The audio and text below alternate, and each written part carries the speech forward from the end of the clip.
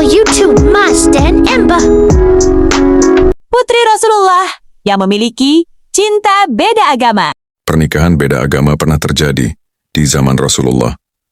Itu dialami oleh Zainab binti Muhammad bin Abdullah, putri tertua dari Rasulullah dan Khadijah. Ia lahir ketika Rasulullah berumur 30 tahun.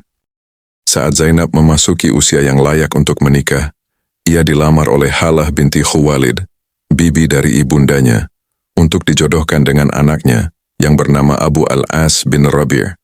Pinangan itu diterima dan Zainab pun menikah dengan Abu Al-As. Dari pernikahan tersebut Zainab dikaruniai 2 anak, Ali dan Umamah. Pernikahan Zainab ini terjadi sebelum Nabi Muhammad diangkat menjadi Rasul. Ketika Rasulullah menerima wahyu Islam, Zainab termasuk orang pertama yang mengimaninya. Sayangnya suami Zainab tidak mau meninggalkan agama nenek moyangnya.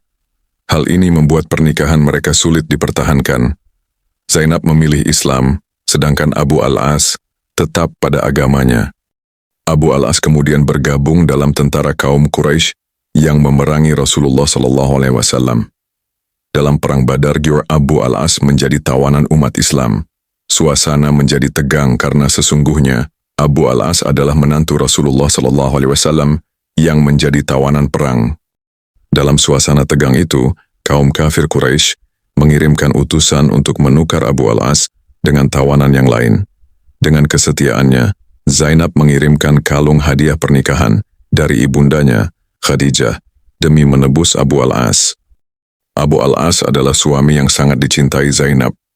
Ketika Rasulullah melihat kalung Zainab yang merupakan hadiah dari ibundanya, Khadijah, hatinya pun merasa iba. Rasulullah pun bersabda, "Wahai kaum muslimin, jika kalian dapat melepaskan Abu Al-As bin Rabi' serta mengembalikan tebusannya kepada Zainab, maka silahkan kalian melakukannya." Mendengar sabda Rasulullah, umat muslim pun yang terlibat perang kemudian melepaskan tawanannya, yang tak lain adalah Abu Al-As. Suami Zainab pun dilepaskan dan tebusan dikembalikan. Saat dilepaskan, Rasulullah memberi syarat kepada Abu Al-As. Syaratnya jika dilepaskan, Abu Al-As mau bercerai dengan Zainab. Akan tetapi ia boleh bersama Zainab apabila ia mau memeluk Islam. Sayangnya Abu Al-As tetap memegang teguh agama nenek moyangnya. Setelah dilepas, Abu Al-As kembali ke Mekah. Ia merelakan Zainab untuk dikembalikan kepada ayahnya, yakni Rasulullah SAW di Madinah. Ia diantar Kinanah bin Rabi' yang merupakan nenek saudara kandung Abu Al-As. Di tengah perjalanan, mereka dihadang oleh kaum kafir Quraisy yang dipimpin oleh Hubar bin Aswad dan Nafi ibn Abdul Qais. Hubar mendorong Zainab hingga terjatuh dari untanya. Padahal saat itu, Zainab sedang hamil, hingga ia mengalami pendarahan dan gugur kandungannya. Zainab kemudian resmi berpisah dari suaminya.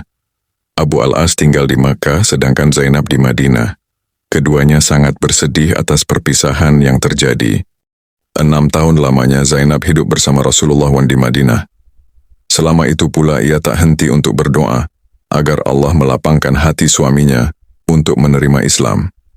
Sampai suatu saat, pada bulan Jumadil Ula tahun 6 Hijriah, Abu Al-As keluar untuk berdagang ke negeri Syam. Ketika hendak pulang, di tengah perjalanan ia bertemu dengan pasukan Rasulullah. Mereka meminta semua harta yang dibawa dan ia pun menyerahkannya. Dengan demikian, habislah semua harta Abu Al-As dan harta orang lain yang dibawanya. Abu Al-As tidak dapat mengembalikan amanat yang diserahkan kepadanya. Semua harta telah habis, sementara orang-orang yang menitipkan dagangan menunggu kepulangannya. Dalam keadaan bersedih, ia teringat Zainab yang sangat mencintai dan setia pada dirinya. Abu Al-As kemudian masuk ke Madinah secara sembunyi-sembunyi pada waktu malam. Ia meminta Zainab untuk memberi perlindungan, serta meminta tolong untuk mengembalikan hartanya. Zainab kemudian memberikan perlindungan pada mantan suaminya. Ketika datang waktu subuh, umat Islam pergi ke masjid. Rasulullah mengumandangkan takbir, dan umat Islam pun mengumandangkan takbir pula bersama beliau. Tiba-tiba, dari balik dinding, terdengar suara, dan suara tersebut adalah suara Zainab. Seusai sholat, Rasulullah langsung menghadap para jamaah dan bersabda, "Wahai kaum muslimin, adakah kalian mendengar suara sebagaimana yang aku dengar. Sesungguhnya Zainab adalah orang yang pantas memberikan perlindungan kepadanya. Kemudian Rasulullah menemui Zainab lalu berpesan, "Wahai putriku, hormatilah kedudukan Abu al-As, sebab tidak ada jalan baginya untuk lepas begitu saja, serta dirimu sama sekali tidak halal baginya selama ia masih musyrik." Pada tahun berikutnya, pada 7 Hijriah, Abu al-As datang kembali ke Madinah dalam keadaan telah memeluk agama Islam. Ia pergi sebagai muhajir. Ia kemudian dipersatukan kembali dengan Zainab dalam hubungan pernikahan Islami.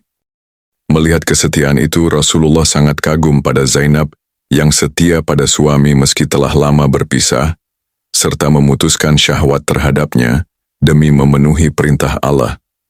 Zainab telah bersikap baik dan setia memberikan pertolongan kepadanya. Rasulullah menikahkan kembali Abu al-As dengan Zainab, sebagaimana diriwayatkan dalam hadis riwayat At-Tirmidzi. Diriwayatkan dari Amr bin Shu'aib, dari ayahnya, dari kakeknya, sungguh Rasulullah SAW mengembalikan putrinya sendiri yaitu Zainab kepada mantan suaminya, Al-Shi bin Ar-Rabi' dengan mahar dan akad nikah yang baru. Hadis riwayat At-Tirmidzi. Namun tidak lama dari pernikahan tersebut, Zainab wafat.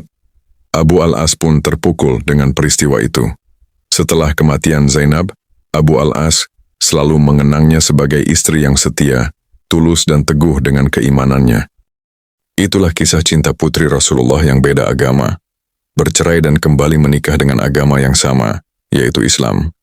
Terima kasih sudah menonton, semoga kalian sehat selalu, panjang umur, rezeki lancar, dan bagi yang sedang sakit, semoga lekas sembuh. Amin. Amin ya Rabbal Alamin. Subscribe, like, comment, and share.